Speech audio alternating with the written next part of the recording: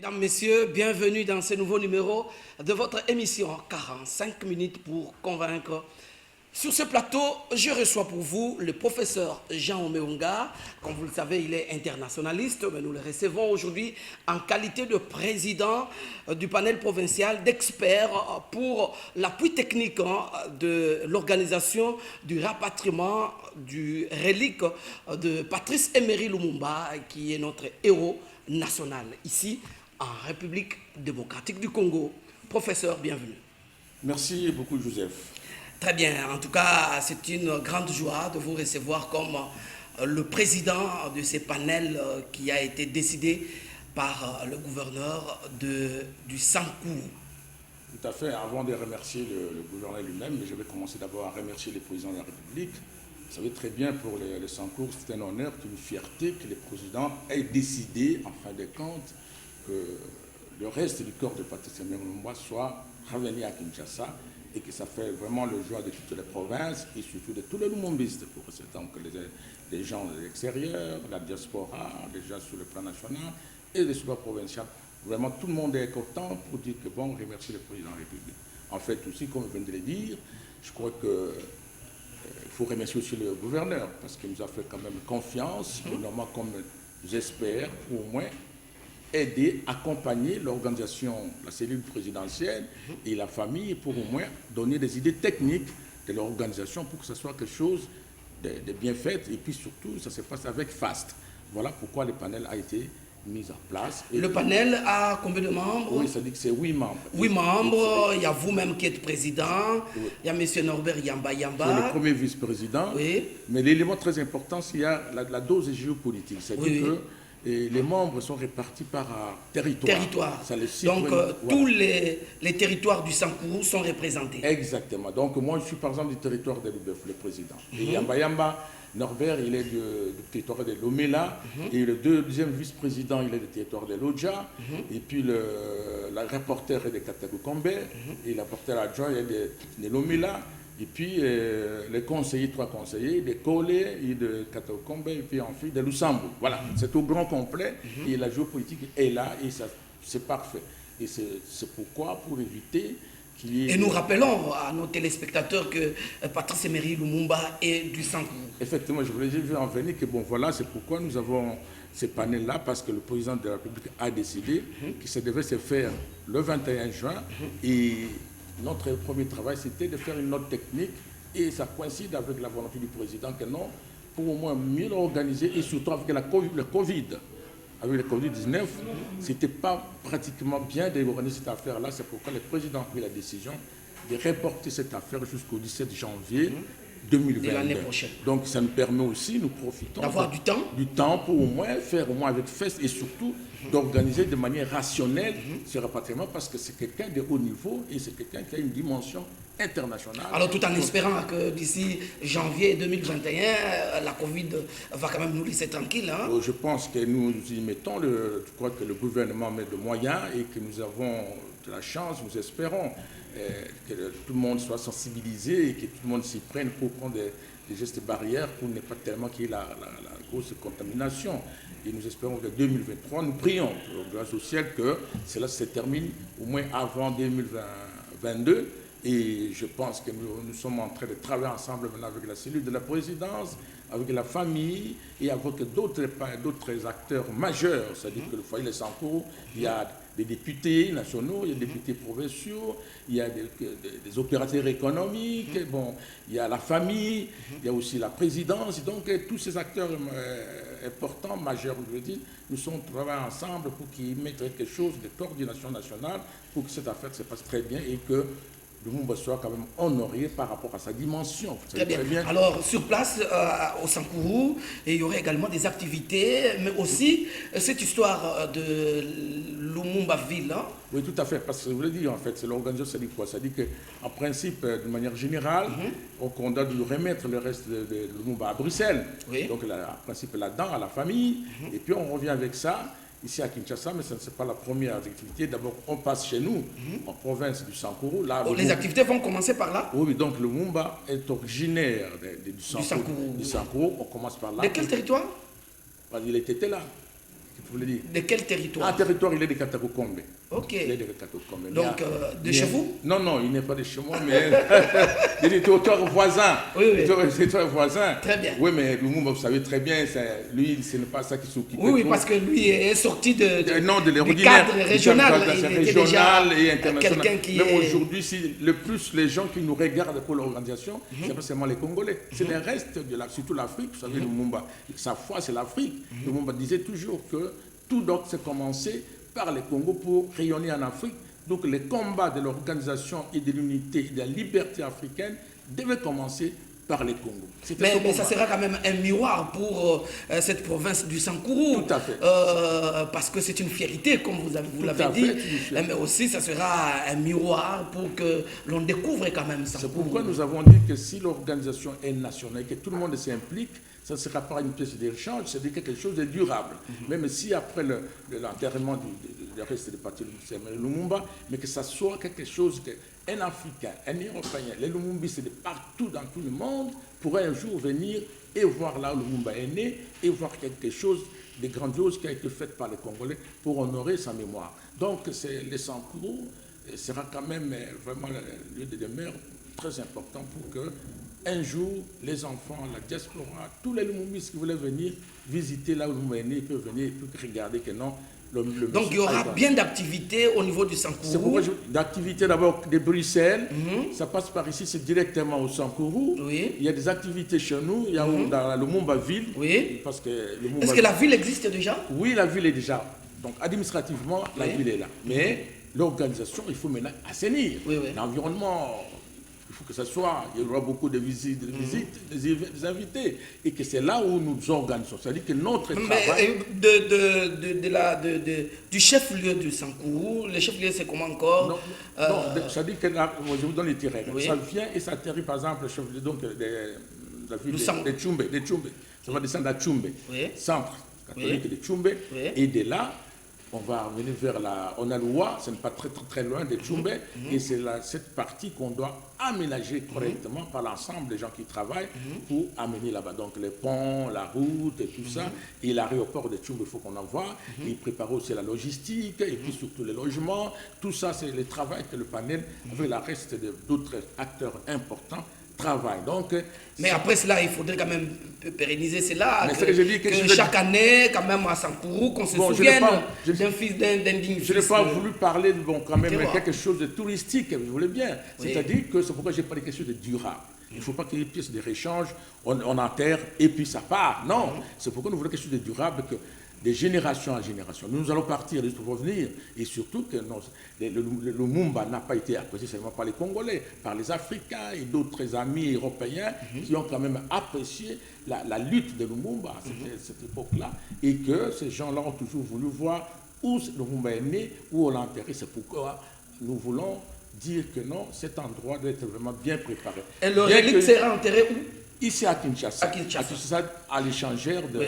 Là où se trouve son monument. Exactement, parce que quand même, c'est aussi où il a fait aussi des activités politiques. Oui. Donc, le Sankourou, lieu de naissance. Et de Sankourou, on passe à Kisangani, où il a commencé ses activités professionnelles.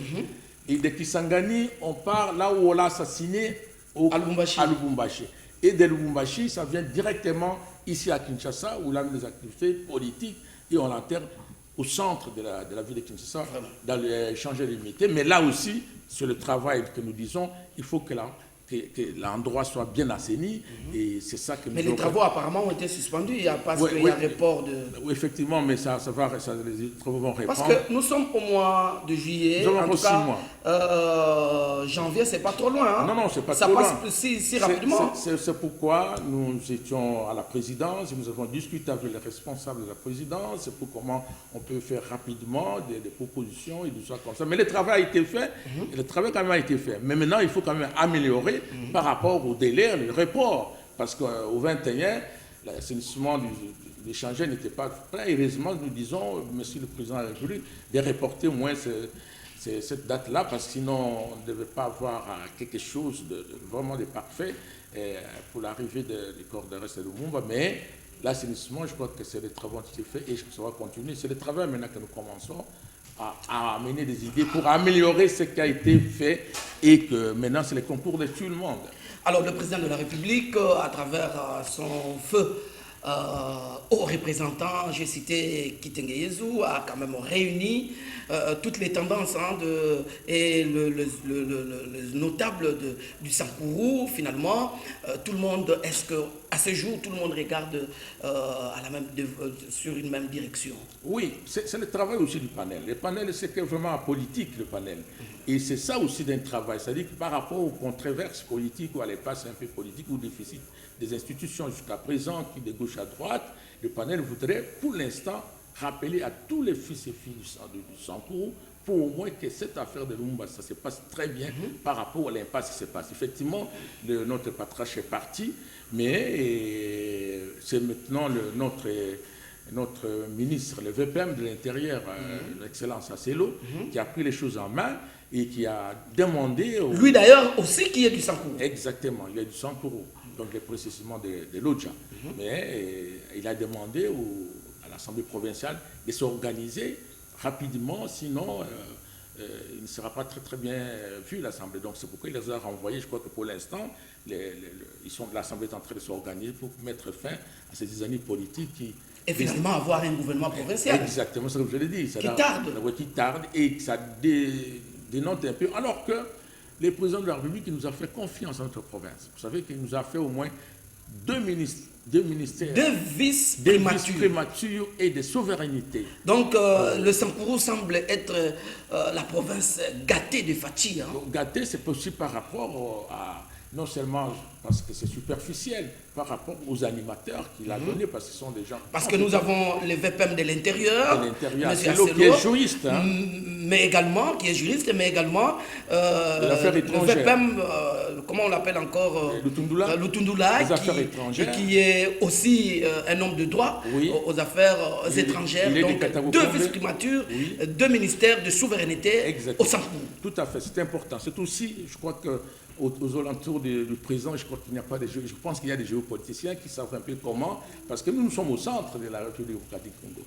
Et quelqu'un, c'est pourquoi c'est comme la République du Congo centre de l'Afrique, nous sommes au centre de l'Afrique.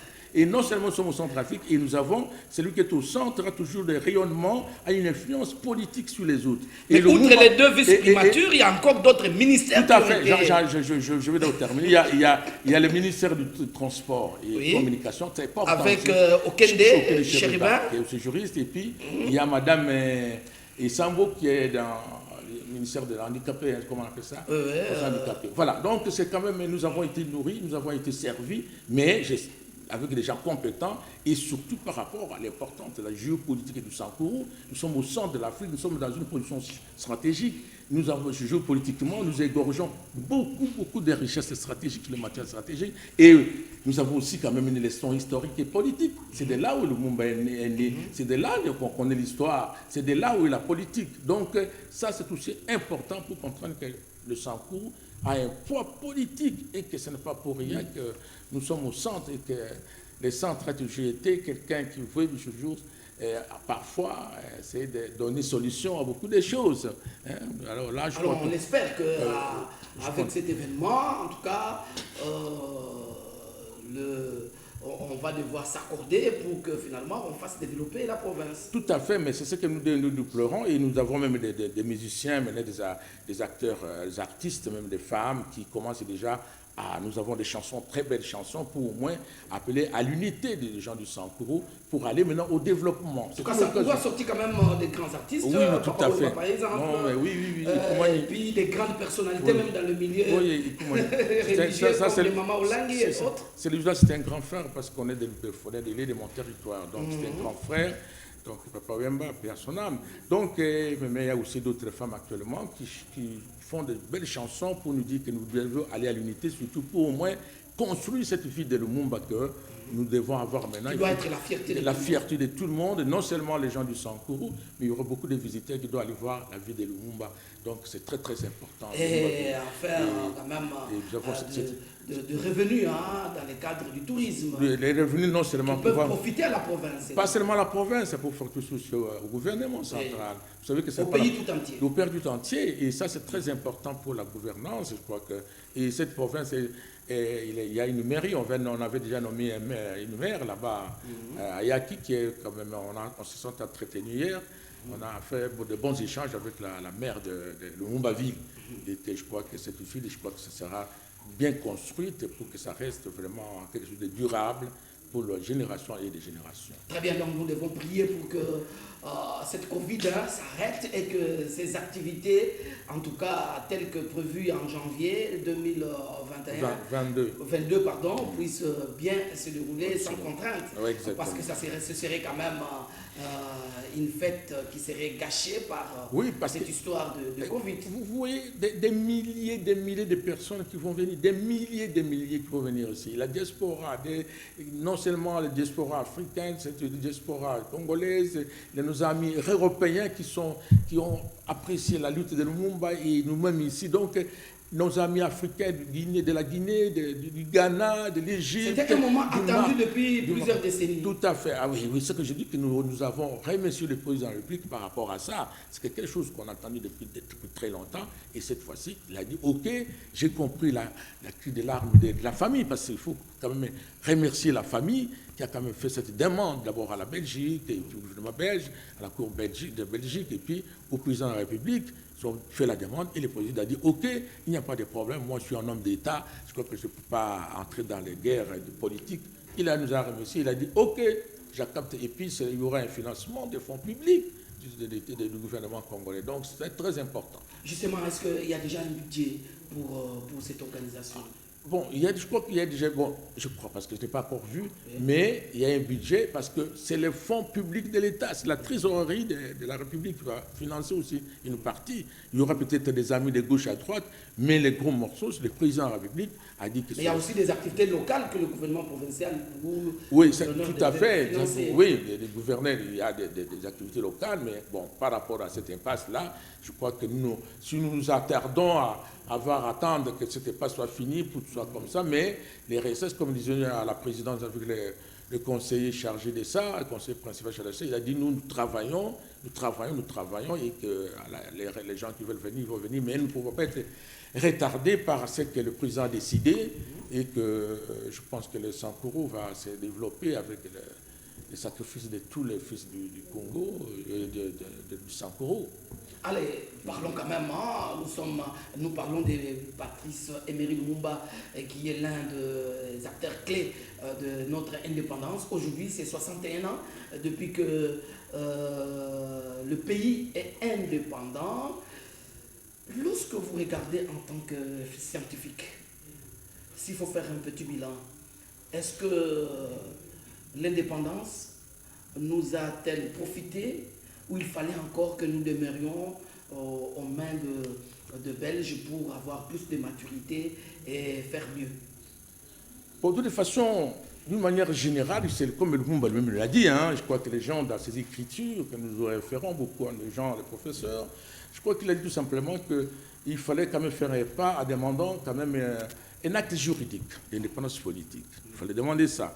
Et c'est là, c'est accompagné avec les efforts de tous les Congolais pour arriver à l'indépendance économique, c'est-à-dire que le travail propre des Congolais.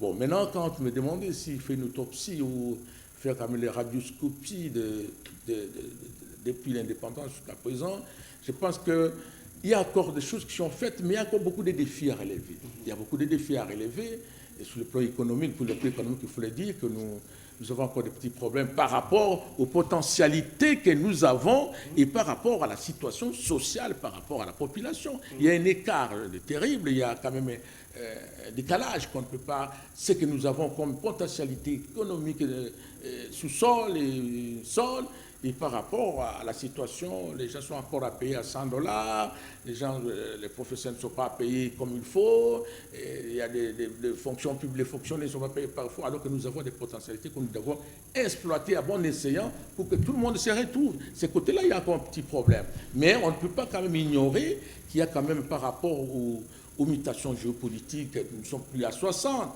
À 60, maintenant, jusqu'à aujourd'hui, il y a quand même un peu les institutions se sont stabilisées un peu. Vous avez vu qu'en 2018, nous avons eu quand même, il n'y a eu pas d'assassinat pour au moins, ou de coup d'État pour qu'on fasse la passation du pouvoir de l'alternance politique. C'est aussi un élément toujours à ne pas oublier dans les passifs. Mais il y a aussi des éléments aussi dans les passifs que, bon, après, vous voyez, Lumumba lui-même est venu avec la démocratie, s'est arrêté avec les coups d'État, et Mouzi est arrivé, il a voulu mettre aussi, lutter contre la corruption, les détournements de fonds publics, et vous avez vu, Mouzi, il est parti, mais maintenant, aujourd'hui, le président de la République est revenu avec aussi cette lutte contre l'impunité, et puis surtout les détournements des fonds publics, et pour essayer de canaliser la canalisation des entrées des recettes financières. Oui, alors, professeur, lorsque vous interrogiez... je vais terminer en disant que non.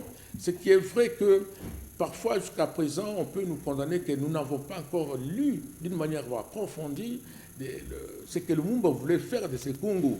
Oui, ça. Donc, lui, tu vois, il a dit que non, lui était un patriote vraiment congolais. Il a voulu donner la foi. Sa foi, c'était en Afrique.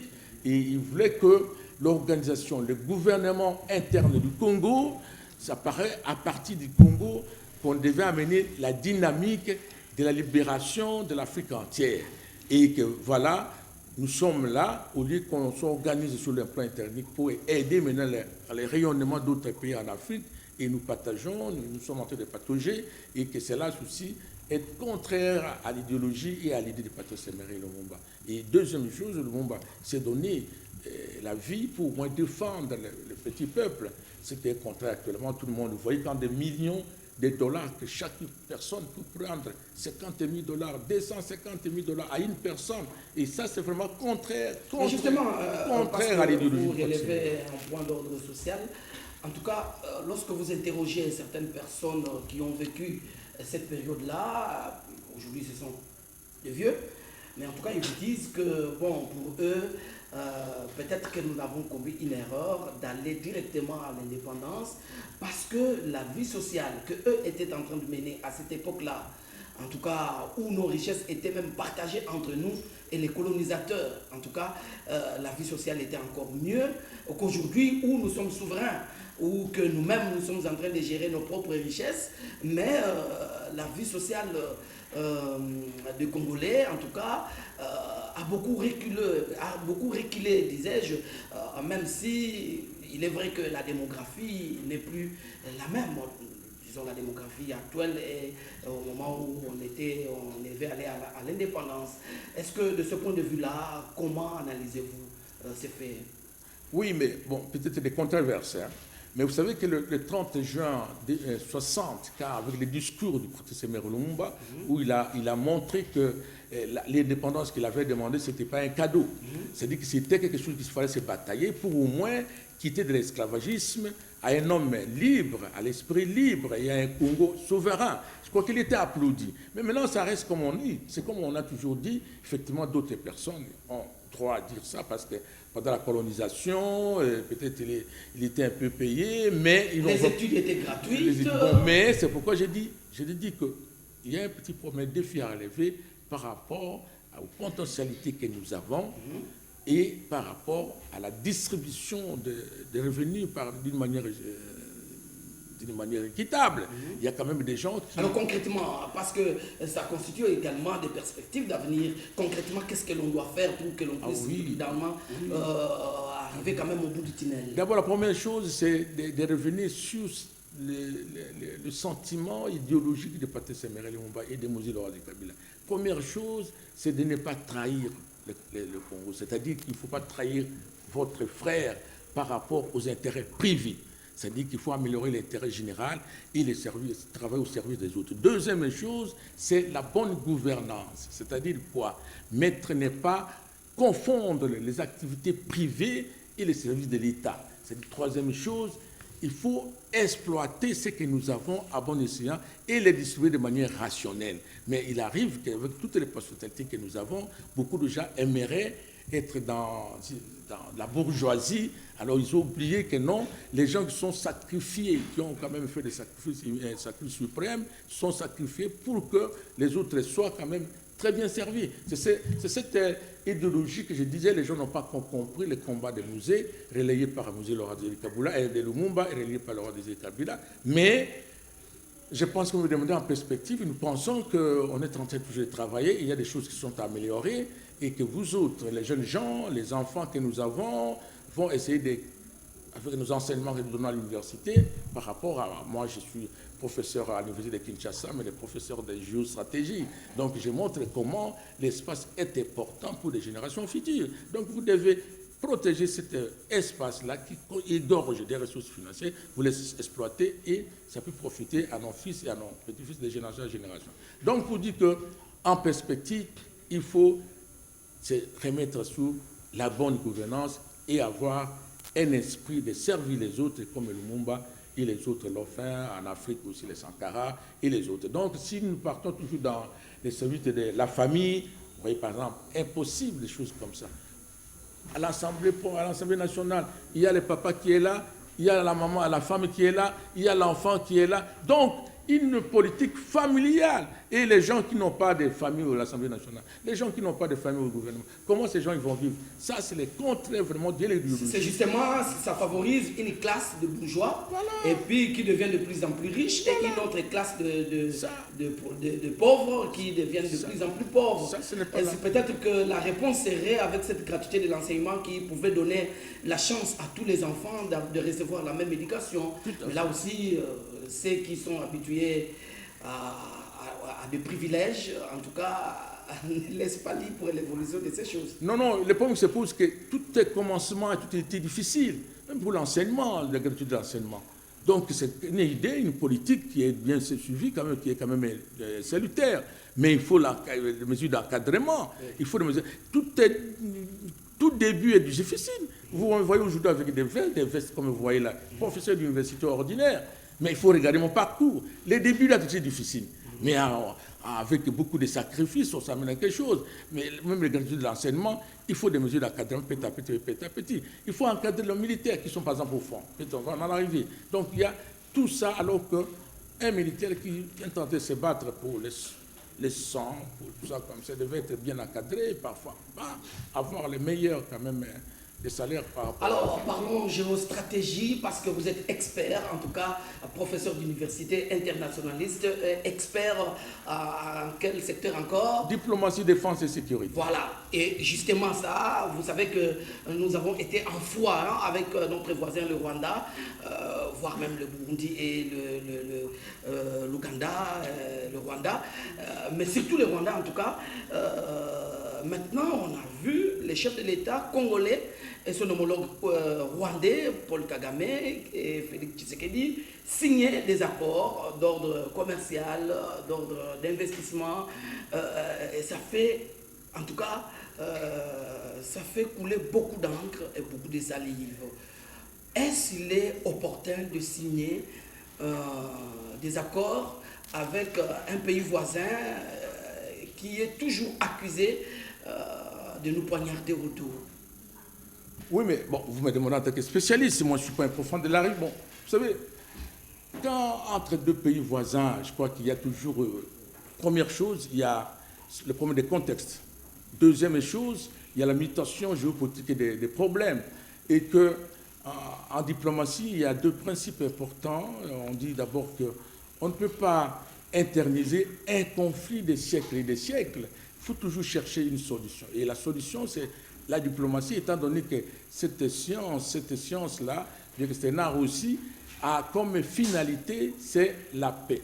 Et la paix entre deux pays voisins ne peut pas se faire tout simplement au niveau des intentions. Il faut les concrétiser par des accords de coopération. C'est-à-dire des accords de coopération, ce sont des éléments techniques de la diplomatie pour arriver à cette finalité de la paix. C'est-à-dire qu'il y a des accords bilatéraux, il y a des accords multilatéraux, et surtout, ce qui est très très important, vous pouvez signer des accords et que si vous n'y mettez pas l'intelligence des gens bien spécialistes à ce genre d'affaires, vous pouvez dire que non, on a conclu un accord alors que la crise persiste. Donc, il faut toujours faire un suivi.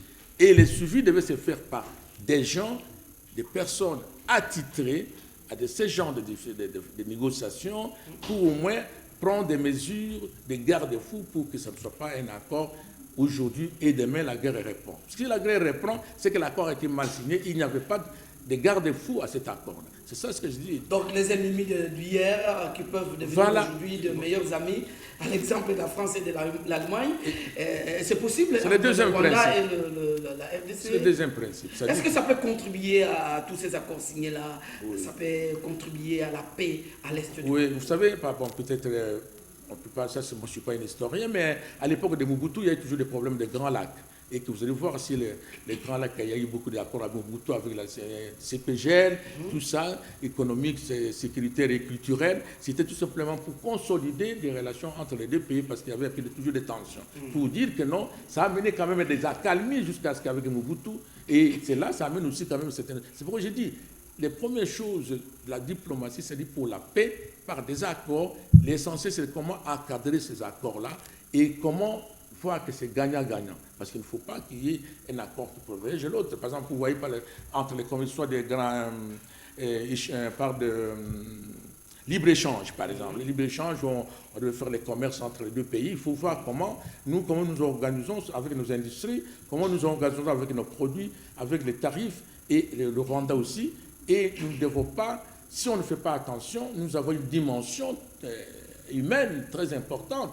Et nous devons savoir nous sommes combien pour au moins essayer de voir les flux migratoires des Rwandais. Donc il faut quand même que dans l'interne, qu'on s'organise pour que l'on ne soit pas perdant dans ces grands marchés. Exactement. Parce que le marché congolais va s'ouvrir à l'ensemble de l'Afrique. Oui. Vous savez que les frontières nous rapportent beaucoup avec la douane. Et maintenant, si on doit écarter toutes ces potentielles recettes, donc on doit être beaucoup mieux organisé pour que nous sortons aussi. Je pense, parce que moi, quand j'étais conseiller au ministère des Affaires étrangères, on est arrivé à signer. On n'est pas arrivé à ratifier. Mais après moi, on a ratifié le libre-échange.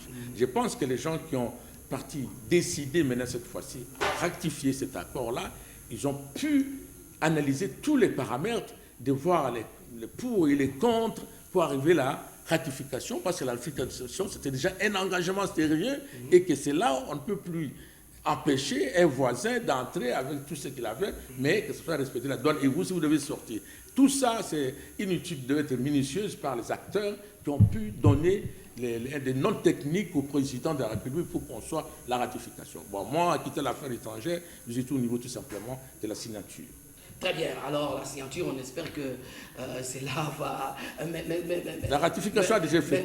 Mais quelque chose qui tique quand même, on dit, voilà, on va parfois faire transformer nos produits auprès de Rwandais. Le Rwandais semble avoir plus de capitaux que nous.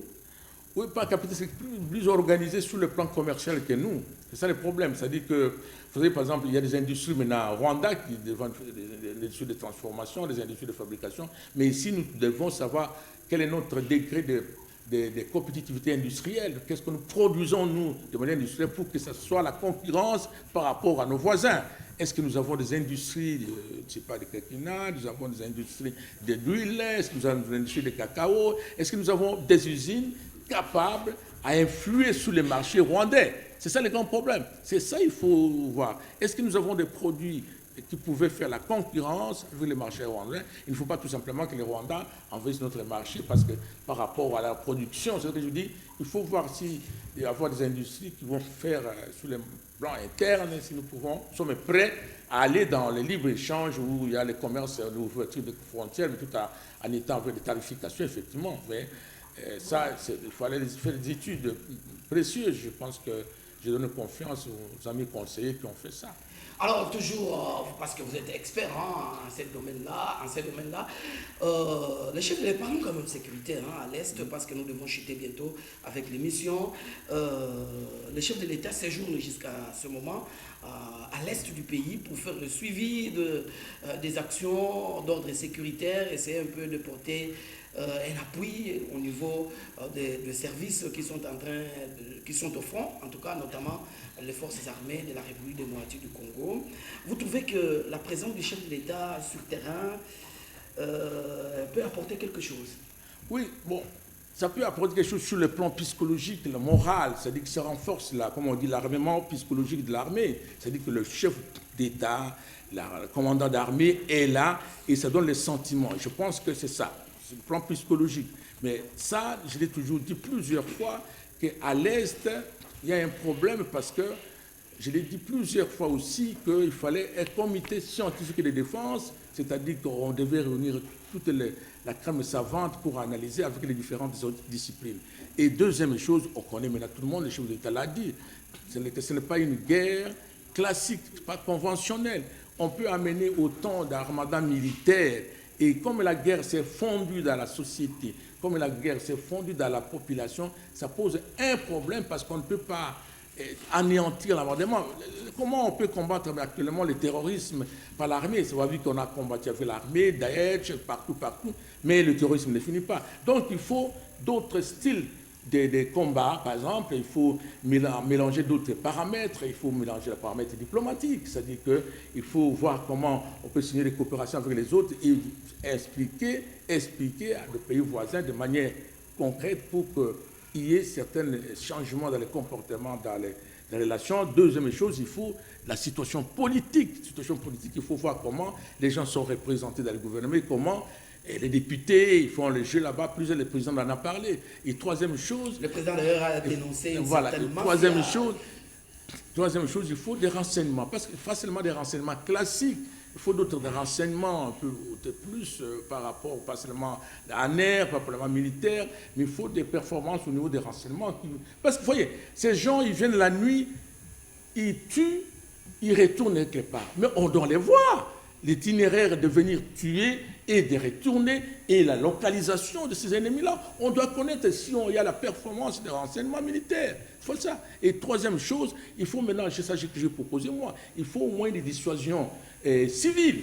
La dissuasion civile, ça dit quoi la dissuasion civile? En dehors de la dissuasion militaire, il faut la dissuasion civile. Ça dit qu'il faut que les Rwandais ou les pays voisins comprennent que même si aujourd'hui on a anéantissé l'institution militaire, la population a toujours peut-être résisté. C'est-à-dire qu'on ne peut pas donner le libre champ à l'occupant. Et ça, c'est Moussé l'a développé, comment il dit que non, la dissuasion militaire, c'est-à-dire préparer tous les gens de l'Est à ne pas donner le libre cours. Même si on tuait un militaire, il faut que les civils résistent. Parce que pour gagner une guerre, il faut que vous gagnez le terrain, il faut aussi gagner l'arme de tous les gens que vous avez trouvés. Mais si vous gagnez le terrain et qu'il y a une résistance civile, populaire, donc la guerre n'est pas finie. Et cette dissuasion civile, il faut qu'on la prépare maintenant.